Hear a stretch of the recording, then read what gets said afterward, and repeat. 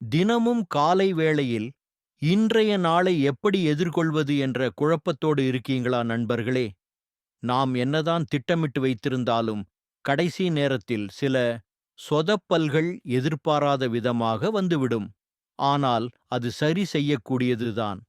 அதற்காக இப்படி உம்மென்று முகத்தை வைத்துக்கொண்டு விரக்தியாக மாறிவிடாதீர்கள். ஒரு நாள் சந்தோஷமாக கழிய வேண்டும் என்றுதான் நாம எப்பவும் நினைத்துக் கொண்டே இருப்போம். ஆனால் திடீரென்று எங்கிருந்தோ வரும் பிரச்சனைகள் நமக்காகவே செய்து வைத்தது போல வந்து நம்மை மொத்தமா டிஸ்டர்ப் ஆக்கிவிட்டு சென்று விடுகிறது. சில நேரம் காலை விடிந்ததும் வீட்டில் தொடங்கிவிடுகிறது.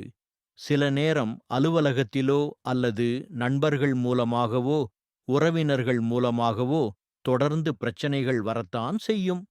ஆனால் அதற்காக நாம் விரக்தியாக இருந்தால் ஒன்றும் ஆகிவிடப் போவதில்லை. எப்போதும் எது நடந்தாலும் நன்மைக்கே என்பதை மட்டும் நாம மனசுக்குள்ள ஆழமா விதைத்துவிட வேண்டும். எதுவும் நிரந்தரமில்லை. கவலைகளாக இருந்தாலும் சரி, சந்தோஷமாக இருந்தாலும் சரி, அடுத்தடுத்து பிரச்சனைகள் வந்தாலும் சரி, எல்லாமே அடுத்த நொடி சரியாகிவிடும், மாறிவிடும் என்பது மறுக்க முடியாத உண்மைதான். அதை நீங்களும் பலமுறை அனுபவித்து இருப்பீர்கள்.